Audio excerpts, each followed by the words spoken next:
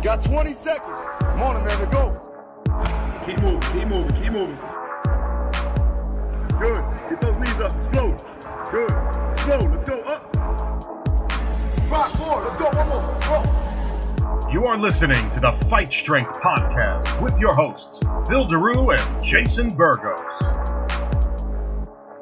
Welcome back, everyone, to an all-new episode of the Fight Strength Podcast. It is I, Jason Burgos, contributing editor for MMAsucker.com, and with me is the show's in-house philosopher, freestyler, model, maybe actor, and strength and conditioning guru for a plethora of fighters at American Top Team. He is Phil Daru. Phil, how are you doing this afternoon? I guess probably not too well. No, I am okay. I'm not gonna lie. Like I said, my stomach's a little bit not so good right now. I think my son gave me what he had. So, but I'm still, you know what? Like I said, the show must go on at all times, no matter how I'm feeling, no matter what you're doing in life. You have to make sure that you're doing what you're supposed to do. So this is what we got going on. So this is how I'm rolling. Should we have like a safe word when you're about to, should be like, bumblebee tuna or something like, and then we know, you'll go off mic for a little bit? Stop doing that move, man. How about that? Stop making that sound. That's killing me right now. It's making me want to throw up right now. Jesus. All right, now, on this week's episode, we will have the pleasure of bringing on one of the premier trainers and nutrition specialists in the country, the very talented Dan Garner. Phil, how did you come about booking Dan for the show this week? And have you known him for a while? No, actually, PJ Nesler was the one to let me know about him. He actually told me to hit him up, and then I seen him he was doing something at the UFC Performance Institute. Okay. When the NSCA was there, and he did a presentation on nutrition, and then I started looking into some of his stuff, and then reading and watching his videos on YouTube. He's a pretty knowledgeable guy. He also worked with Ronda Rousey and a couple other big UFC names. Also, he works with the NHL and a bunch of other big organizations. So having him on is going to be good. Get another perspective on nutrition and weight cutting and things like that. So definitely good to have him on, and I'm excited to ask him these questions. Yeah, I'm pumped too, because I was hoping sooner or later we would get like a person that has a really strong. I mean, we've had guys that know nutrition for sure, but he seems to have like a great knowledge of it. He has a lot of business related to that, so I'm excited to ask him the questions too. Bringing on experts in the strength and conditioning industry like Dan Garner is nothing new for the show. It is what we are all about. So if you dig our interview with Dan later in the show, then go and check out our previous episodes with some of the best strength coaches in the business, like Zach Emanesh, Cameron Joss, Dr. Corey Peacock, the aforementioned PJ Nesler, and Dr. Andy Galpin. We've had a ton of great, knowledgeable individuals on the show. Please go back and listen to those. You can find those episodes on YouTube, iTunes, Google Play Music, iHeartRadio, and on SoundCloud and a bunch of other streaming podcast services. I also want to mention, for anyone interested in sponsorship and advertising opportunities of the show, you can find an explanation of that process on our Facebook page. Pinned to the top are the details of what we offer for any interested parties. We'd be interested in working anybody. So if you are a trainer, a sports science institution or organization maybe, or even a sportswear provider, then contact us. Let us know. Let's work together. All the information is there, the email, whatever. Now, for our weekly Ask Daru segment, and it's sponsored, as always, by Daru Strong Training Systems. If you want to live a healthier and stronger life, just like the high-level athletes Phil trains every single day, every week, every month, every year, then you have to try these systems. Now, the question I'm going to be asking this week is, a big story in the MMA world this week was the pretty awful scene at the weigh-in for Pancrase 290 in Japan, as strawweight fighter Daniel Lima had to be helped to the stage, it's ridiculous, to weigh in for his bout because he was so dehydrated, he was so weak. It was like a sad scene. He made weight and was still allowed to fight, because for people that don't know, they don't really have the same athletic commissions in other countries like we here do in the U.S., where every state has it. They have them, but it varies greatly, especially in Asia. And he ended up losing by decision. So, Phil, what were your thoughts on the whole fiasco? And I have to ask, do you think it will take a fighter just straight up dying before serious changes are made in the industry internationally? Yeah, it's different, like you said, internationally, but it does need to stop. I think that we need to understand the way of actually cutting weight it's a structured approach, and we could talk about this with Dan too coming on, but there should be some type of criteria where they need to make a certain amount of weight or be a certain amount of pounds out before they step on the scale, especially overseas and internationally, because I think they're starting to do that now with the UFC, but from a fighter's perspective and just for the health reasons, they need to be at least 5 to 8 pounds out that week of the fight. I think that'll be more adequately sound for keeping them healthy come fight night and throughout the time that they're cutting weight. If somebody's actually about to pass out and feel signs of fainting, that's something that we need to, nip in the bud right there. You shouldn't be doing this to, as far as from a health perspective, you should not be at that point right there where you're going to pass out, or with the health being in jeopardy there. It was a miss, it was a very, very it was a bad circumstance that we had to, actually see. I didn't know about this, until you told me, and I looked it up, and I was like, damn, well, this is something that's unexpected and unfortunate, but yeah, it should be a case of definitely trying to figure out a way to mitigate this situation and make sure that we're not seeing this, otherwise something's going to happen. Something wrong will happen. And, with the case of just cutting weight in general, there needs to be a better way of going about doing it, from a fighter's perspective, and from these coaches that I've seen that were actually letting this happen, shame on them as well for letting this, go about. Yeah, I mean, it just shows you how far different a sport like MMA and far less organized it is than some of the really big sports in the world. U.S., soccer, football, basketball. You had like a scandal in Louisville and the NCAA college basketball recently where players are getting payoffs and everything in college. Like, you can make so much money. So there's if you're in any chance of danger, there's never a worry. There's never a concern. You're not going to be out there. But for something like MMA and even boxing for sure, where it's like such a contract independent job and the money isn't there unless you're at the very top, unless you're at the elite levels, I totally get what you're saying, that like the trainers shouldn't do that. But like, and you could maybe talk to this, and that you've dealt with fighters coming up. It's the money is so scarce and it's so hard to make it.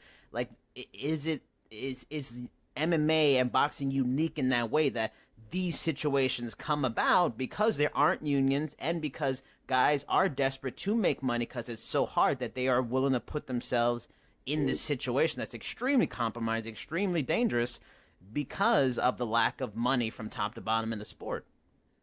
Yeah, it's unfortunate, and it's never really going to stop until we as an organization or as people understand the ramifications of what's going on here, and that any fighter, any competitor is going to try to gain an edge, and if that edge is trying to come in lighter, at weigh-ins, and then try to rehydrate up, bigger than their opponent. And, it's been like this for years. It's been like this since wrestling and in the days of, fighting. And even now with what I do for powerlifting, people are going to try to gain as much possible edge as they can. And, for that, we have to figure out a way to make it somewhat competitive, but also safe for the athlete, for the fighter.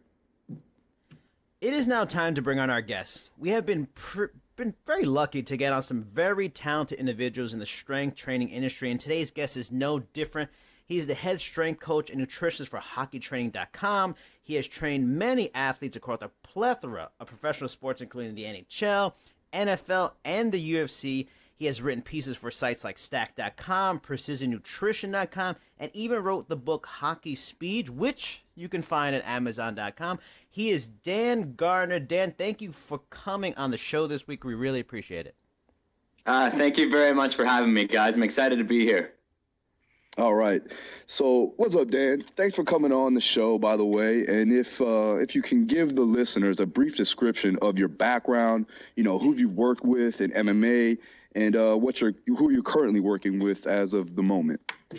Sure thing. So I've been in this game for a long time, been very passionate about this game for a long time. So when you have that level of passion and action taking, you kind of grow in dog years. You get like a ton of experience in a very short period of time. I've been focusing on nutrition for a long time now.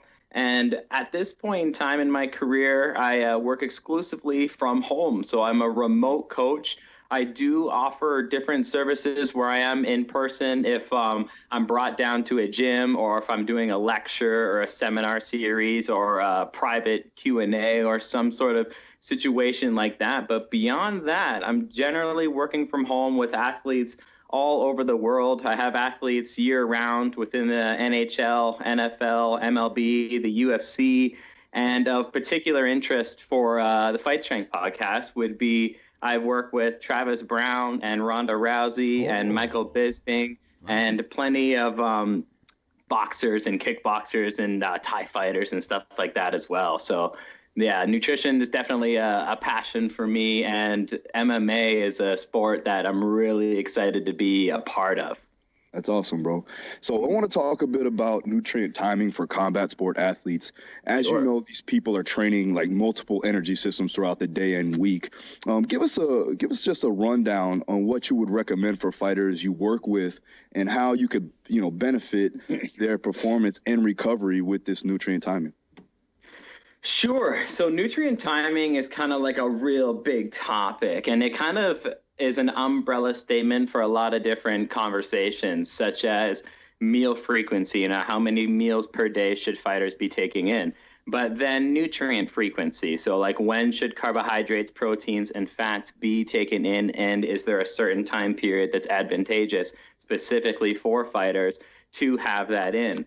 And then there's also certain conversations of water and electrolytes. So it's a very, very big topic to cover. But I think the most important nutrient timing discussion to have as it pertains to combat sports athletes would be the conversations surrounding carbohydrate intake. So at this point in time within the literature, carbohydrates very, very, very well supported to support both performance and recovery. And this is something that the thing is that nutrition and nutrition science is still within its infancy. Like, nutrition science really only started to get researched and became an independent factor comparison to skill development. It used to just be about skill development, right? Back in the day, you're just a karate guy or just a jiu-jitsu guy or just a wrestler. But now we're combining everything and isolating different things. And isolation is also coming for nutrition as well. And nutrition science is only, say, 60 years old. Ever since some dude in Florida decided to make something called Gatorade within the 60s, that's really when nutrition science started, in comparison to things such as chemistry and physics, which have been around for hundreds of, so very, very long time. So nutrient timing for combat sports athletes, coming back full circle to research here, really comes down to carbohydrate intake and supply and demand. Combat sports, jiu-jitsu, wrestling, boxing, Muay Thai, kickboxing, these are what are known as glycolytic sports. You are primarily utilizing carbohydrates as your primary fuel source for exercise. And something that I think is very important for combat sports athletes to understand within this respect is that carbohydrates are the preferred fuel source of the muscular system, but they're also the preferred fuel source for the nervous system. So this is kind of how nutrient timing starts to come into play here, because it's been demonstrated within the literature that your muscles can actually fatigue after your nervous system does. So for example, if you're doing a set of bicep curls, because everybody listening to this podcast is familiar with bicep curls, we got to do, right? Yeah. So if we're doing a set of, say, 15 bicep curls, your nervous system may actually fatigue at around 12 reps, whereas your actual myofibrils, your actual muscle fibers, may not have fatigued until 15 reps. So therefore, you're not actually able to train as hard and as long as you want to in order to get a certain result, not because your muscles weren't capable of it, but because your nervous system wasn't capable of it. So we need to make sure that we're covering muscular system and nervous system performance. And the way in which we do that is through properly timing carbohydrate intake for your fighter schedule. So it's just, hugging that workout essentially is the most important thing to do with pre, intra, and post-workout carbohydrates. And if a fighter trains twice a day, I will do that twice a day. Pre, intra, and post-workout carbohydrates, because that's a sport-specific nutrient protocol for combat sports. Mm-hmm. So if I'm doing a workout and I'm kind of tired halfway through and I just feel like having a pizza, can I blame my nervous system instead of blaming my muscles? Well, I think you can. It sounds like a bit of a nervous system problem, but you might have to blame your brain for choosing the pizza. Yeah. For some reason, Jason really likes pizza. I don't know. I'm in New York. maybe Come on, the best York. pizza's here, baby. Yeah, he's always talking about pizza and cupcakes and candy, and this is why he looks the way he looks. So Svelte in shape, just an Adonis. I know it's candy. It's the candy. That's what does it. So Jason was essentially just kind of looking for me to validify his choices for pizza there. Exactly. Yes, exactly. No, so when it comes to that nervous system fatigue, I bet you guys can relate here. It's like when you've got, say, a weight on the bar that you've deadlifted before, and then you walk up to the bar, and this week it feels like 1,000,000 pounds, but previously it did not. You're like, oh man, you can feel that extra pulling in your muscle. It felt exhausting, although it's a weight that you've handled handily before. And that's really nervous system, is like your muscles. It's like the analogy I kind of like to use is the muscles of your body are the car, but your nervous system is the driver. The car was there and full of fuel, but the driver didn't show up today. Mm-hmm. That makes sense. I watched a fascinating video you put together explaining the supercompensation phase that comes from recovery, and it was in regards to hockey training. And you also showed how, with a proper diet and rest, what the physical progression upwards on an athlete can go through, as well as the downside of overtraining and not recovering properly. What are some of the recovery methods you employ on the fighters you work with, since fight camp training can be very rigorous? Yeah, so those kind of like those hockey videos and those other things I discuss, like as you guys know, in the strength and conditioning industry and in the nutrition industry, there are principles. And there are principles that are driven from physiology that we know from things such as exercise physiology and muscle physiology. We have principles that we need to follow. Those principles are very similar across all sports, but the methods that we utilize for certain athletes become different. So principles of human physiology, the same, methods are slightly different. So that recovery video, although it's marketed towards hockey players, it's very umbrella statement for any kind of recovery scenario. Now, fighters specifically, what kind of fight-specific methods will we utilize there? It comes back to carbohydrates once again, because when we're talking about recovery, we need to determine what was the source of fatigue.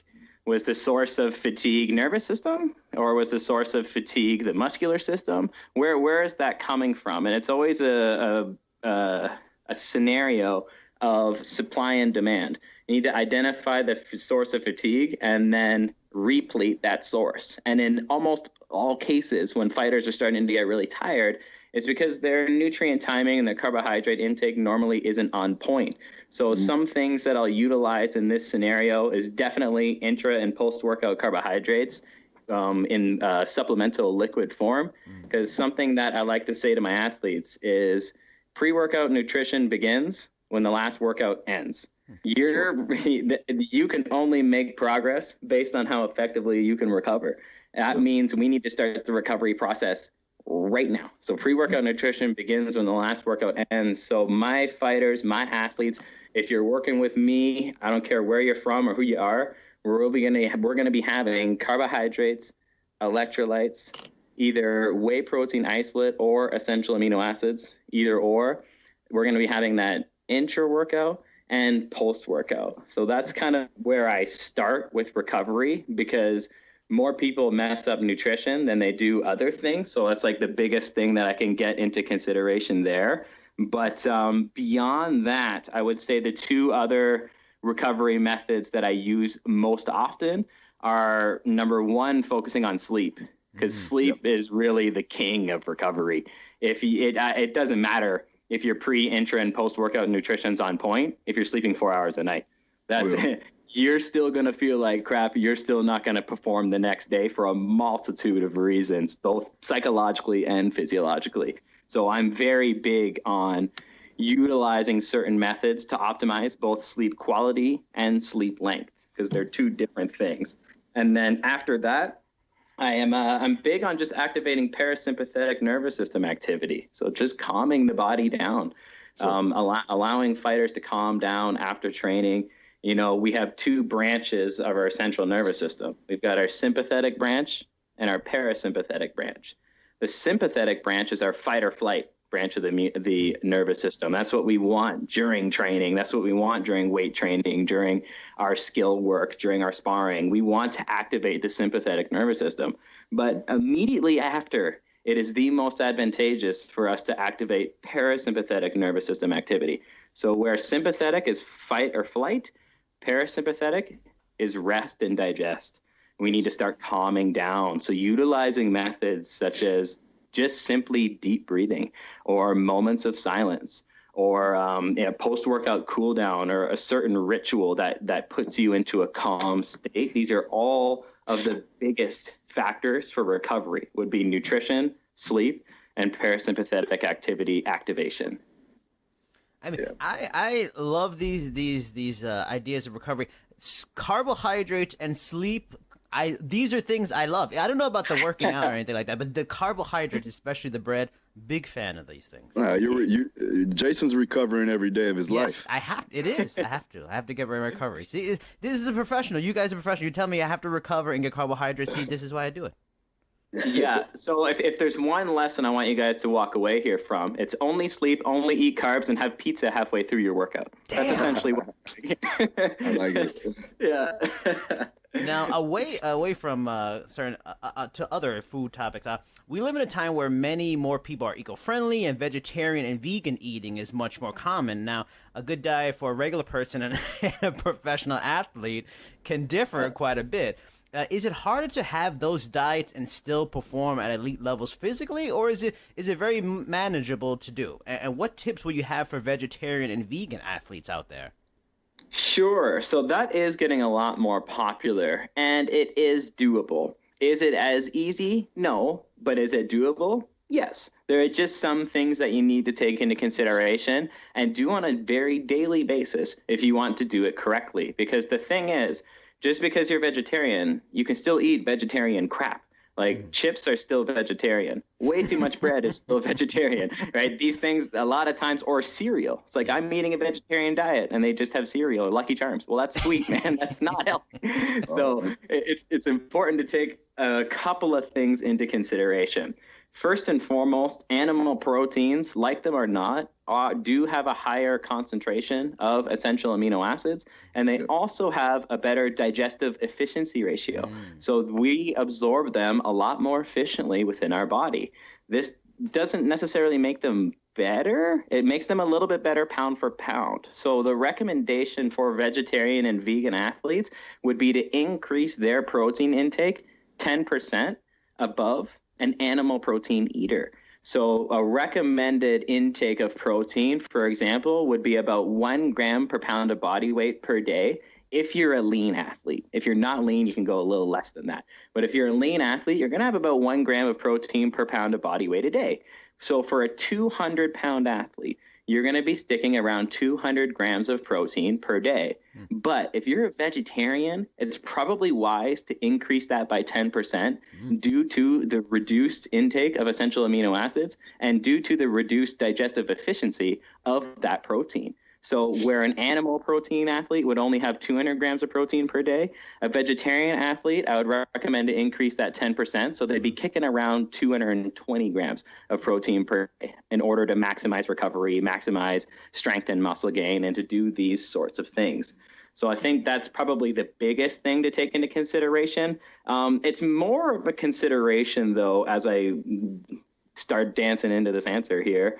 It's more of a consideration for vegan athletes, because vegetarian's actually pretty easy. If you can have cottage cheese, Greek yogurt, egg whites, egg yolks, whey protein, that's a really easy way to get a bunch of still animal proteins in your diet. Because although it's animal proteins, most people link them to meats.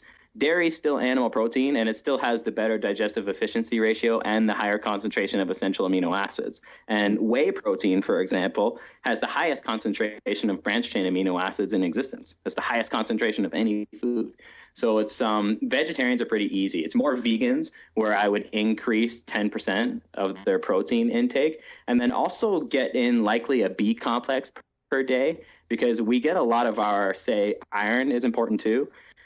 For female vegans, but iron and B vitamins largely come from meat sources. So I think in order to keep up with the demands of combat sports, because iron is actually what travels oxygen around the body. So if we have a low iron inside our blood, well, then you can't oxygenate muscle tissues during exercise as efficiently as you otherwise would. And therefore, you're going to fatigue sooner than later. Not because you're not talented, not because you're not in shape, but simply because you don't have enough iron in your body. And B vitamins are what actually help create our red blood cells, which carry nutrients and also oxygen around our body. So if we don't have these things in place, we can reduce our performance with it having nothing to do with our actual training plan or skill work. So it's just some important, unique considerations for those populations, but it is doable. Now, Dan, do you have your fighters do any type of blood testing or anything like that before you work with them, just to see where they're deficient in? Yes, sir. I'm very big on this. This is something that I'll do with my more elite athletes, or if somebody really wants to take their muscle gaining, fat loss, performance, and recovery to the next level. I will say, okay, now it's time to do some lab analysis. And I will generally, and every athlete's different, right? It's kind of like designing a training program. We don't put everyone on the same program. I don't order the same labs for everybody. So it's generally order different labs based on what I can see within a person, within the interview I do with the person, and within their questionnaire, because just their questionnaire alone, you can tease out a lot of certain physiological things that you need to know as a coach. But I absolutely do labs. I test vitamin and mineral status. I test antioxidant status. I test where your inflammation is at, which is going to help me determine how well you're recovering from exercise. I test amino acids. I test vitamin D, your omega-3 status. I test certain genetic markers. I could really go on and on and on here. I test pretty much everything. So my elite athletes, I'll actually have their saliva, urine, blood, and stool analysis done. So every kind of specimen I can get. So I'm not just getting a snapshot of someone's physiology. I'm getting the whole movie. That's awesome, man. Well, now, I mean, like I know there's like a lot of fad diets out there, you know, and some may actually work, you know, but what would you say is your standard for fighters or athletes trying to get the most out of their diet and their supplementation? Standard what? It's a standard protocol. Like what do you think would be best for them going further from a performance standpoint, as far as, let's say, like a higher carbohydrate diet, maybe a higher fat diet, or just everything? Just depends. It's all subjective. And I would probably guess it would be more subjective than anything, correct? For sure. Yeah. I mean, but there are some objective things that we can pull from the data as well. So when it comes to lean athletes, like I said, about 1 gram of protein per pound of body weight is where you'd like to be around. I think an excellent ballpark for training days for carbohydrate intake would be roughly 2 grams per pound of body weight per day. And then for male athletes, I don't want to go any lower than 20% of their total calorie intake coming from healthy fats per day. And this is because fats are important chemical messengers. If we go too low in fats, we can decrease our own natural testosterone production. We can actually increase our inflammation if we go too low in fats, because fats are the #1 inflammation modulator of our bodies. So it's not necessarily picking a diet. And I know that's not what you meant when you asked the question, but I think it's important to be clear for the audience, because I think a lot of people want to pick the traditional Asian diet, or pick the paleo, or pick vegan, or pick one. And it's, we can't really, although they offer guidelines, it's kind of like taking a general approach to your training. If you want to take a general approach to your training, you might build some muscle and you might lose some body fat. Does that mean those muscles are going to perform in combat sports? Not necessarily, because you took a general approach to training. And just like you can take a general approach to training, that's not a combat sports specific approach to training, you can take a general approach to nutrition. Because I can tell you something very clearly, that just because you're eating clean doesn't mean you're eating like a fighter. Those are two different things entirely. So in order to eat like a fighter, you have to follow certain rules. And that's going to be, it's game changing when fighters hire a nutrition coach for the first time.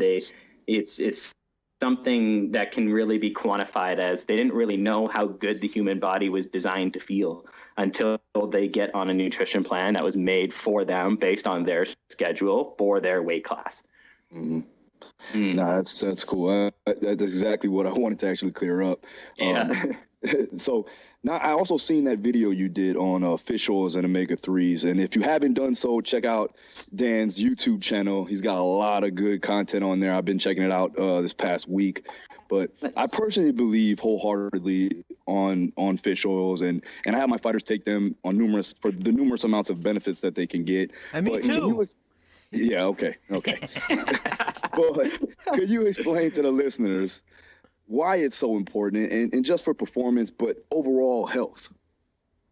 Yeah, so you kind of like it. The fish oil thing's funny because it's gonna sound like I run a multi-level marketing business right now, and then I'm gonna tell you guys to type in Garner 10 at the checkout code to get 10% off the next fish oil. That's all right. Yeah. No, but for real, fish oil honestly just does have that many benefits. Fish oil has been demonstrated to increase immune system function. It's been demonstrated to balance the disposition between good gut bacteria and bad gut bacteria within our guts. Fish oil has been demonstrated to improve our blood sugar management. So it helps stabilize energy levels more efficiently throughout the day and helps us get carbs into the muscle cell as opposed to our fat cells. It helps reduce inflammation. It helps improves brain health at the same time. And beyond all of this health stuff, because some fighters don't really care about health, they just want to look better and perform better. Fish oil has also been demonstrated in isolated scenarios to improve our strength, improve our flexibility, and improve our blood flow. So these are all things that aren't just like, hey, I'm going to reduce my risk for heart disease. No, these are things that can help you in the cage or in the ring or on the mat.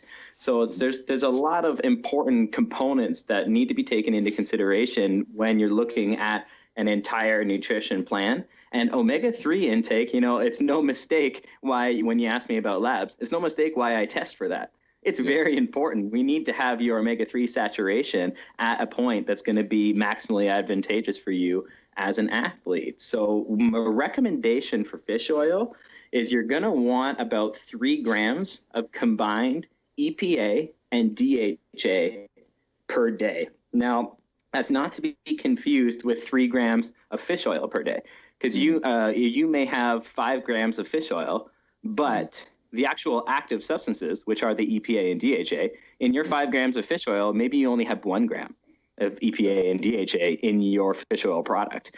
So you need to look at the label and make sure that you're getting a combined 3 grams of EPA and DHA per day. Now, having said that, this is a rule that I want everybody to know that encompasses the entire nutrition world. And that is the rule of more is not better. Okay, this more protein is not better. More carbs, Jason, is not better.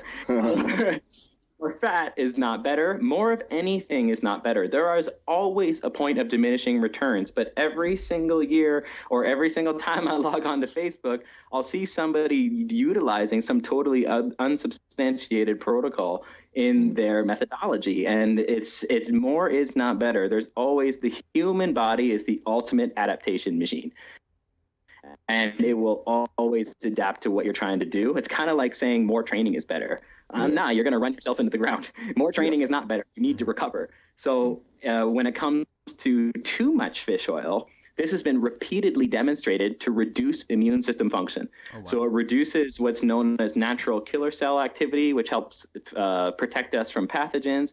And it reduces T cell function, which is a very important subset of the immune system. So we don't want too much. So this seems to be around the 15 grams per day mark, is that we don't want to go over that on our daily intake.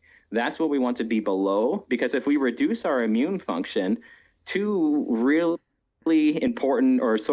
bad things happen if we reduce our immune function.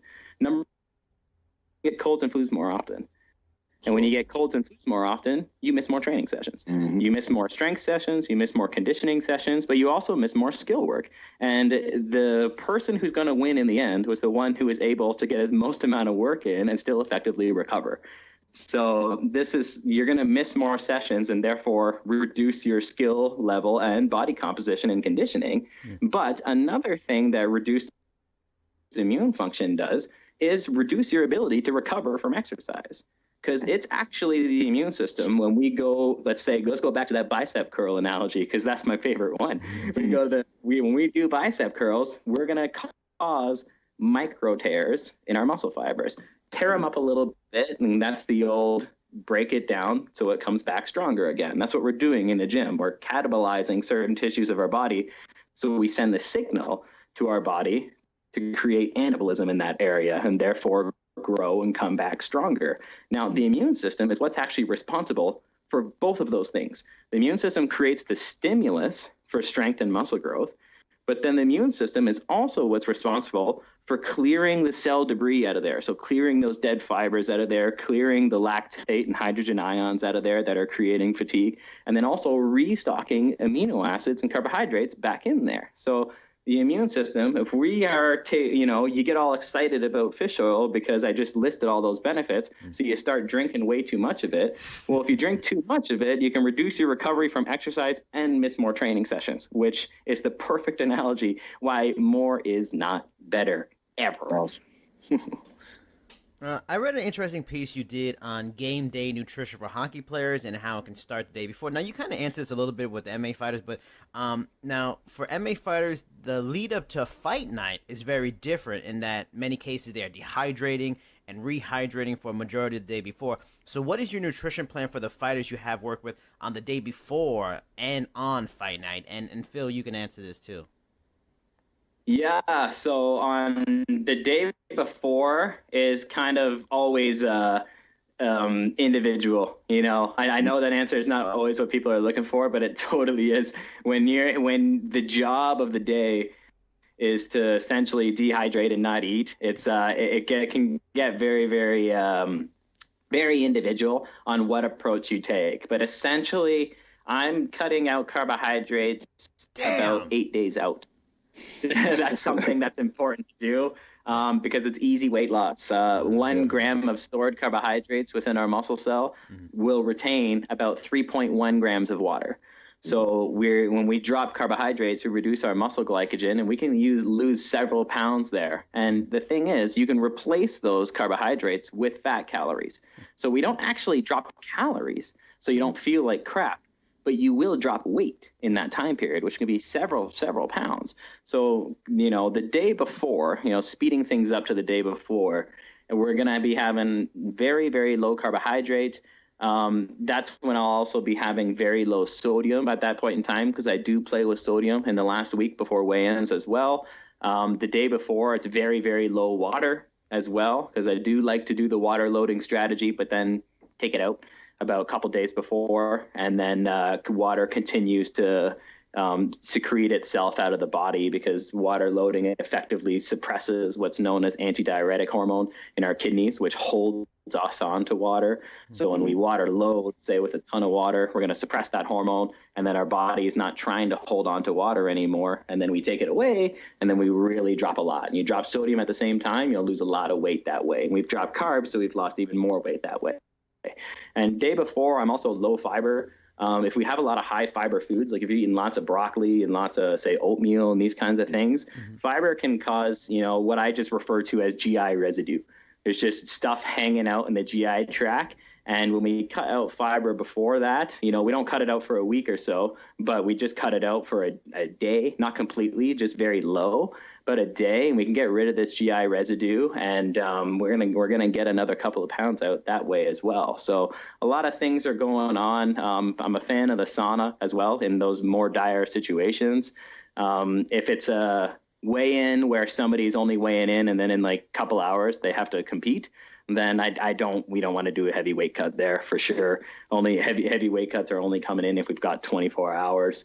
So that's really what's going on in that scenario. And then as far as the rehydration and refueling, that's two different things. So I think a lot of people think rehydration is refueling, but it's not.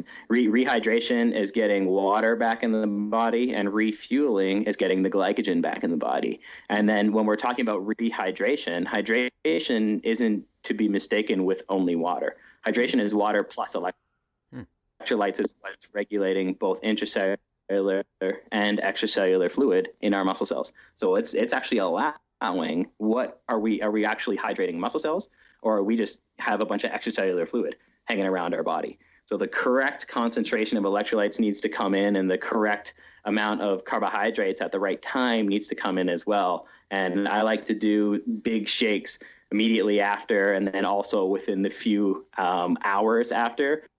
And then I'll start moving to more solid food meals about 1 hour, 90 minutes or so, depending on how large the athlete is after weigh-in. But before that, we're doing big shakes just to get nutrients in and hydration in as fast as possible. Phil? Is that... Yeah, I mean, that's pretty much, he hit it spot on. I do the same, from a nutrient standpoint. I try to stay away from any type of high fibrous vegetables, just like broccoli and things like that, because it can stuff them up. I aim towards more like asparagus and natural diuretics like that. And if they can do it, white fish, cod, egg whites, things like that, something that's very digestible throughout the week. And if they have a big weight cut and the rehydration process, I just make sure that they're adequately hydrated before we start putting in any type of food. So they have to pee. They basically have to pee clear. And with the UFC, they don't allow IVs anymore. So I like to do kind of like a diluted approach where I'll do half Pedialyte, half water, like in a liter bottle. And then once they finish that, then I'll go ahead and have them just keep drinking water until, like I said, they're fully hydrated. And then we can get those other nutrients in. But Dan's the man on that one. So, yeah. But I'm just following the approach, brother. Yeah. Well, I mean, if you're getting results, you're getting results, right? So, yeah. So it's like it sounds like we're doing pretty close to the same thing. But I could talk the day before weigh-ins and the rehydration refueling thing. I could talk about that for like 4 hours. So that's a huge science. So I was given the super cliff notes there. Sure. Yeah. Yeah. And another article you did also for Stack.com, it was for football players, asking if football players should use creatine. And what I liked about it, you had a great section about the supplement industry and how they try and reinvent the wheel, so to speak, and when it comes to creatine. And this may be helpful for young athletes and people getting more into serious fitness practices, but could you explain why creatine monohydrate is still the best version for any person who uses it, and why the new versions that continue to be created don't show any real true benefits? Yeah, absolutely. So that's a great question, and it's something that's important to clear up in a couple of different ways. The first way to clear it up is that creatine is combat sports specific. So like combat sports is an anaerobic sport. Whether you're in wrestling or jiu-jitsu or Muay Thai, kickboxing, boxing, there's explosive moments. And creatine's been demonstrated to improve alactic power output. So you're going to allow you to be a lot more explosive. But creatine creatine's also been demonstrated to improve anaerobic capacity. So your ability, essentially, in those hard grinding moments, those grinding up against the cage or wrestling, trying to get that takedown, or in a real heated exchange in jiu-jitsu, those anaerobic capacity, but also power output. These are two massive things that happen in combat sports, and in many cases determine the outcome. So if we can get even a 2% increase here, then I'll take 2% all day, because you watch the UFC, 2% can be the end of the night. 2% can be knockout. 2% can be you get that submission. It's the margin for error is so small. And we saw that very, very clearly. Demetrius Johnson doing a flying, suplex armbar recently. It's like that kind of stuff. You have 0.1 seconds in order to determine what's going to happen, or even less than that. So it's any kind of advantage that we can get, in my books, is an advantage. So I like creatine a lot for combat sports athletes, and it's something I actually even include in the little concoction that I have my athletes have immediately after they step off the scale. I'll include 3 grams of creatine monohydrate in that shake. Now, so that's the first thing to clear up, is fighters can and should be on creatine. Now, the second thing to clear up is that creatine is not a steroid. Creatine is not going to destroy your kidneys, and creatine is not just going to make you puffy and unathletic. There's a lot of crazy things that get said about creatine, but the creatine, first and foremost, creatine actually draws water into the cells, so not out of the cells. It's one of the reasons why it works. So it's not going to make you puffy. That doesn't make the physiology behind creatine does not follow that logic. And now beyond that, creatine's been demonstrated safe for long-term use within sane doses. So provided you're taking 5 grams or less per day, there's actually no need for athletes to cycle or to load. There's actually a cohort of subjects that have been running 3 grams of creatine monohydrate since 1983 and still haven't seen side effects. So, that is how many years, you got a 30-year process going on here with still no side effects, and that's creatine monohydrate. So it's important to point out that creatine is safe and that it's combat sports specific due to anaerobic capacity and alactic power. Now, why is it superior? Because creatine is creatine, okay? The molecule of what's creating a benefit in our body is creatine. So if you get creatine citrate, crealkaline, tricreatine malate, or like all these other kind of things, creatine HCl, these other forms of creatine are just forms of creatine. It's the creatine that's having the benefit in the body, not what it's bound to, not tricreatine malate or creatine HCl. That HCl component is not having the benefit. Creatine is what's having the benefit on our power and anaerobic capacity. And creatine monohydrate has been demonstrated to maximally saturate our muscle tissue.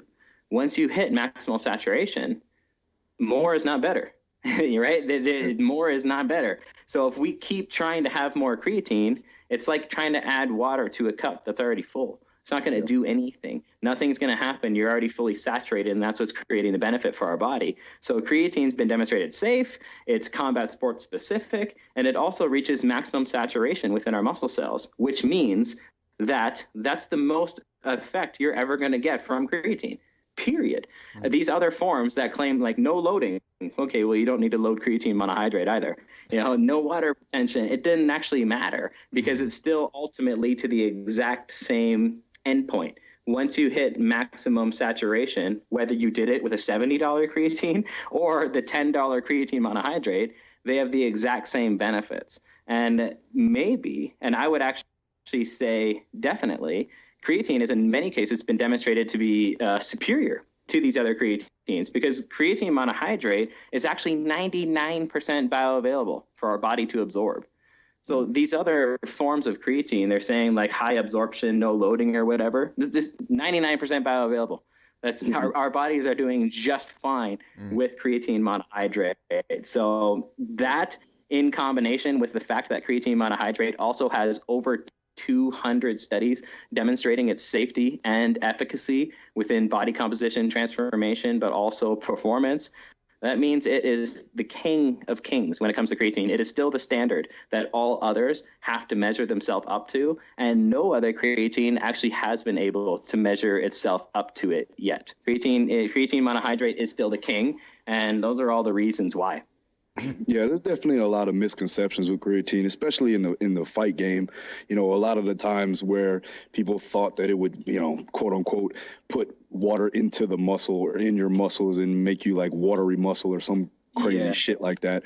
But it basically what you're stating is that it's just gonna, increase anaerobic capacity along with the lactic conditioning component, where I think that that's a vital thing for a fighter to have. You want to make sure that you're adequately ready to perform and get these energy bursts throughout the fight, which happens like we said with DJ, having to do that suplex to armbar at the end of the fight. You cannot do that if you don't have high enough ATP and you're ready to go. So I mean, I understand.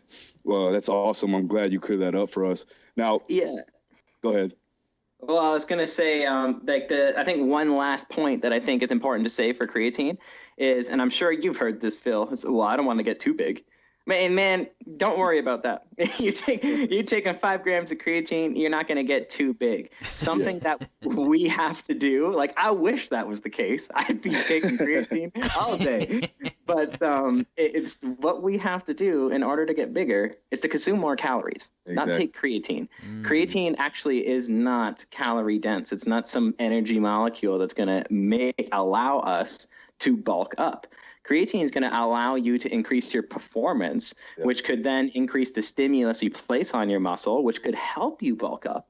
But unless you eat more, you're not going to get bigger. It's only going to support your anaerobic capacity and performance. So don't worry about getting too big and not being able to fight in your weight class, because you would have to eat your way out of your weight class, not supplement your way out. I'm going to be honest. It's very hard for a fighter to actually gain weight with the amount of energy expenditure they're doing on a daily basis.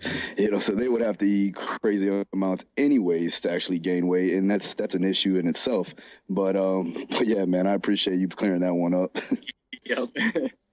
All right, so let's do this real quick. I just want to ask you this quick question. Now, give us your top 5, if you can, best supplements to take for health and performance. And it could be for fighters, it could be for anybody, general public, doesn't matter. Just give us 5 good supplements that you would recommend.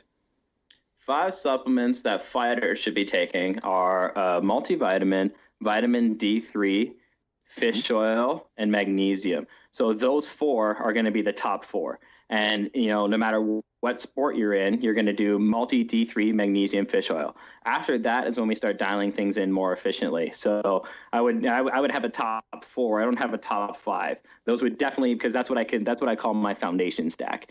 Those 4 would be the foundation. After that, we start adding in other things. So, and only after that. That's I want to be very important, because the foundation, it's like a house, right? You can't just, if you build a house just on the ground, it's going to collapse. You need to place a concrete foundation down first.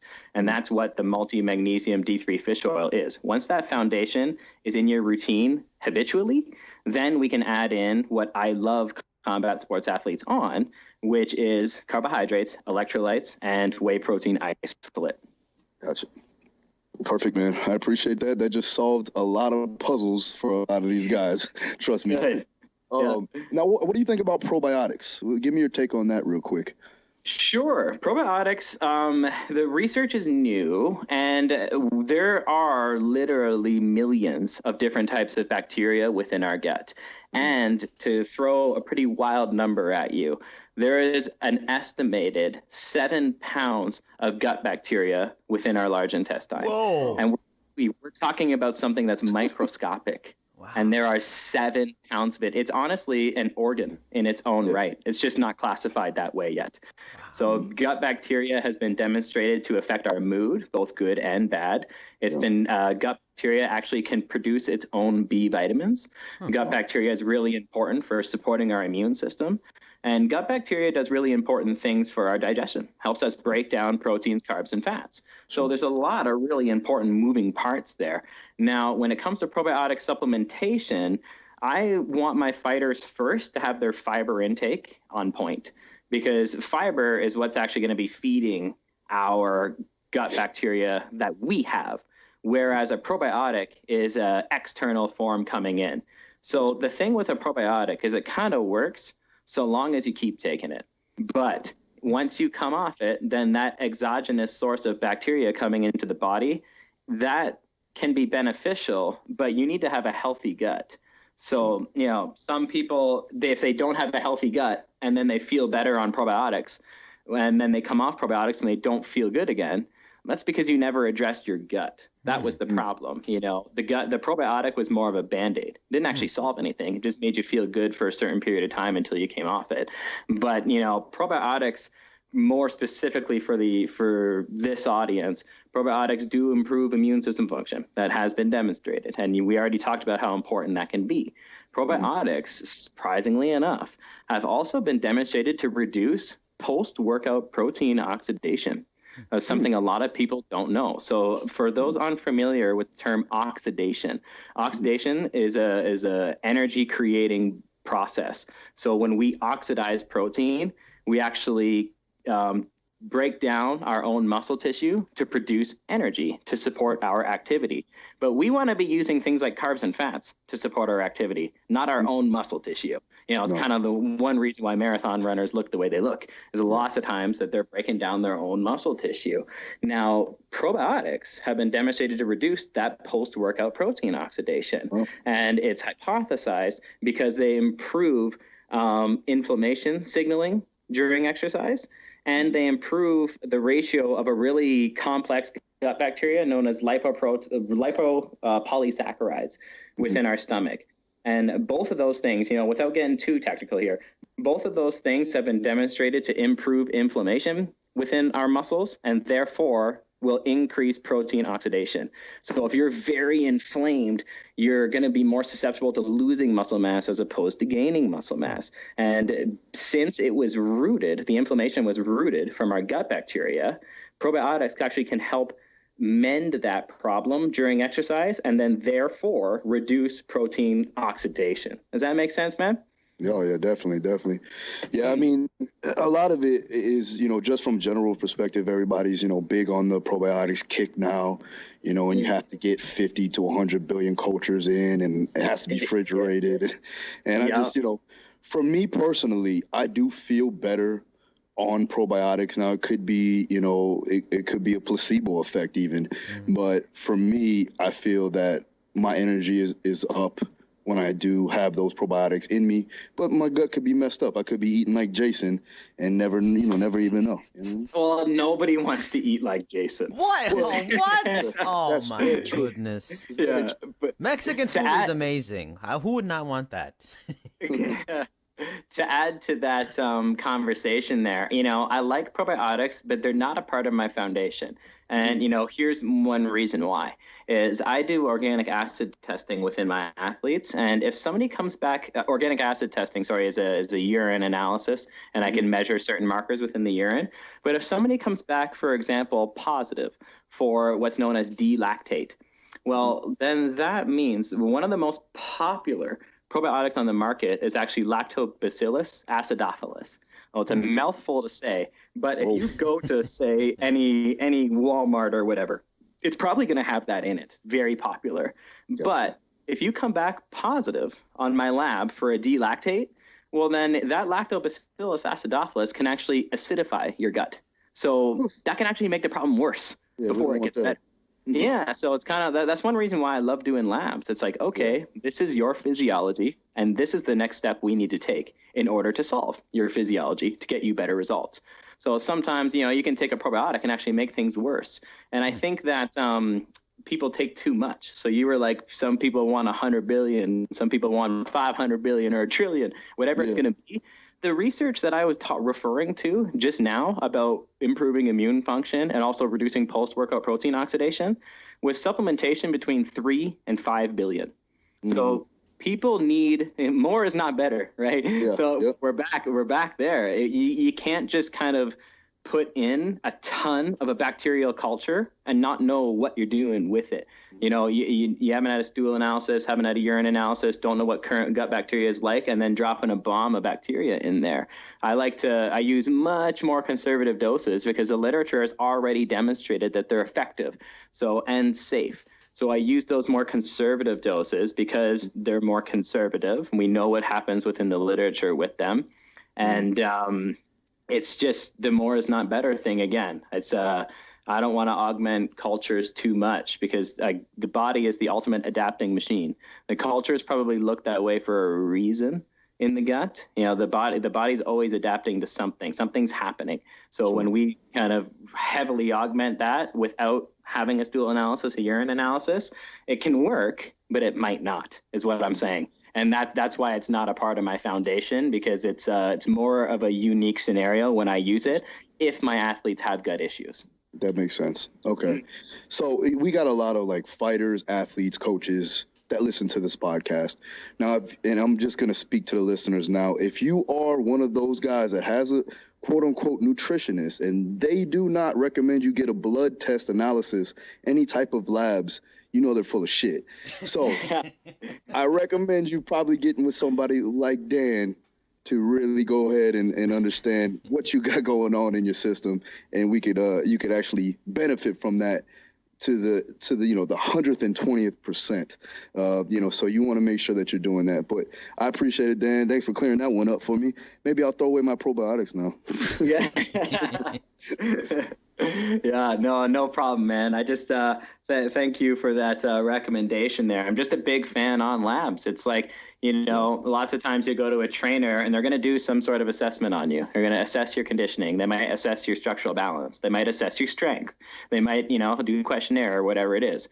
In the nutrition world, this should be a part of the assessment. If you're serious about being an athlete, we need to not just look at you from the outside in, but we should be looking at you from the inside out, because that's when we're going to find the next roadblock that we need to remove to take your game to the next level. Mm-hmm. For sure. Phil, you should be proud. Dan suggested the different supplements you should take. I take 3 of the 4. I take the fish oil, the vitamin D, and the multivites, but I take vitamin T for tacos as, carbohydrate filler. Yeah, well, I gotta see video evidence of this. I'll send you a picture. This whole supplement. Now, we have one more question. Then we're good. we have a fan question for you, Dan. You answered this to a level, but the question is from Neil. Hold on here, my computer going off. Neil Josu Benega Seba. He asks, do you believe certain diet types and styles are more effective for athletes of different body types and sizes? I have heard that coaches like Charles Poliquin, I hope I said that right, like to keep larger athletes off high carbs versus smaller athletes on high carbs. And he asks, could you elaborate? So this can definitely change based on the athlete. It's, carbohydrate tolerance, depending on who you're talking about. Depending on who you're talking to. Some people are going to say that it's bullshit, and others are going to say that it's a very intricate science. And I can tell you that carbohydrate tolerance is an intricate science, and it's more complex than your frame. Okay, so that is an indication, and it is one proxy measurement that I would take into consideration when determining what kind of carbohydrate intake you should be on a day-to-day basis in order to support your results and body composition change within the gym. But carbohydrate tolerance is just a little bit more unique than what your frame is. So for example, if you're over 15% body fat, the research is very clear that your ability to what's referred to as nutrient partitioning is very low. So your ability to partition carbohydrates to lean tissue as opposed to fat tissue is dramatically reduced. So athletes over 15% body fat, it's probably a good idea for them to be on lower carbohydrate, not zero. I want to be very clear with that. Do not go on zero carb, because MMA and all these other combat sports are glycolytic sports. But we're going to go on a reduced carb intake until you are a little bit leaner. So that's one proxy measurement that we can use.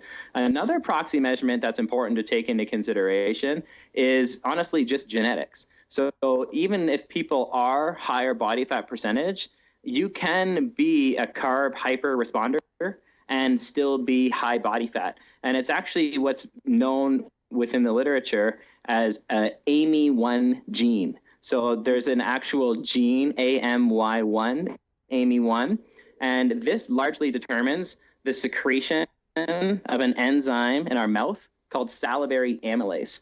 And salivary amylase breaks carbohydrates down within our mouth. And this is 100% genetically predetermined. So what we've seen in the research is that the more of this AMY1 gene you have, the better your carbohydrates tolerance is going to be, because you're going to break down carbohydrates a lot more efficiently. The lower of this AMY1 gene you have, the less carbohydrate tolerance that you're going to have. And we've actually seen 16-fold differences in different populations. So areas such as, Eskimos and very northern cities within Russia have been seen within the literature to only have about 2 to 4 copies of this gene, whereas Europeans and Asians have been seen to have up to 16 copies of this gene. So genetically predetermined carbohydrate tolerance is a very real thing. Another thing to take into consideration for carb tolerance is actually physical activity. Very plain and simple. Resistance training has actually been demonstrated to be more effective for reducing blood sugar than pharmaceuticals. It's the most powerful thing we can do to regulate our blood sugar. And then beyond that, just to make things even more complicated for this listener, I'm sorry, buddy, but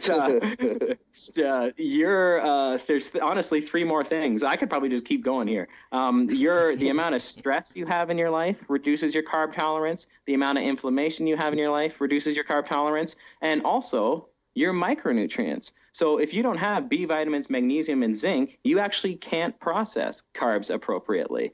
So, is there one approach that works better for carbohydrate intake for athletes?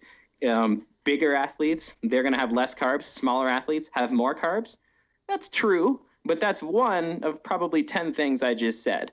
So it's important to not have that be your decision maker, okay? Like, that's just something you take into consideration when you look at the big picture of how you're going to move this athlete forward.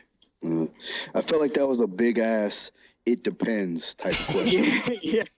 I danced around that one pretty nicely, didn't I? Yeah. It depends, Neil. Shit. Stop asking these crazy ass questions. Yeah, it's a tough one. It's like, hey, Phil, so what do I do to get stronger next? Well, dang, man. It's tough. I hear you, brother. Now, I mean, that kind of knowledge is why we have someone like you on the show. Just amazing stuff. Now, that's it for our questions. Is there anything you want to promote for the listeners out there to further get this outstanding knowledge that you have in terms of social media, Facebook, Instagram, the Twitter or Snapchat, your website? You want to let them know to go check out any of those things, also the YouTube channel? Yeah, for sure. So I'm at Coach Garner on YouTube, and I'm going to be uploading a lot more stuff there coming soon. That's just something that's definitely on the list. My biggest spots that I hang out, where I give away free content pretty much every day, on Instagram at Dan Garner Nutrition, and on Facebook, Dan Garner, Strength Coach and Nutrition Specialist. Those are the spots I normally hang out, and you can contact me there, and I give away a ton of free content.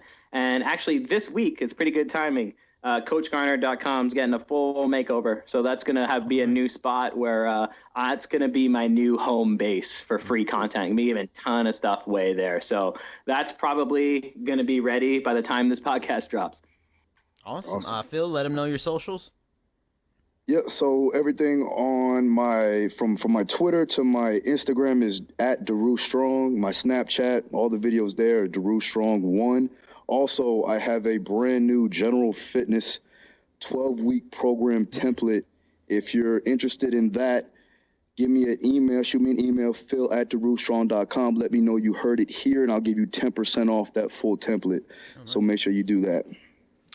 For me, you can find me on Twitter, Cheap Seats Chat, and on Instagram, Jericho Vendetta. But for the Fight Strength podcast, you can find the show on Twitter at FightStrength_, on Facebook at Fight Strength Podcast. Remember that if you're interested in sponsorships, advertising, go to the pinned information on the Facebook page. You can catch us on iTunes, iHeart, SoundCloud, YouTube, and Google Play Music. Also, check out, I have a new piece on former guest and strength and conditioning coach Tony Ricci over at MMAsucker.com. Give it a read. And also in it is Dr. Corey Peacock. He gave me some quotes. Thank you, Dr. Corey Peacock, for doing that. Thank you so much, Dan. Really appreciate you coming on the show with us this week. Thank you very much for having me, you guys. I'll take any opportunity to talk shop, so I'm game. Awesome, brother. All right, I am Jason Burgos. He is Phil Daru. Phil, say bye-bye. Peace.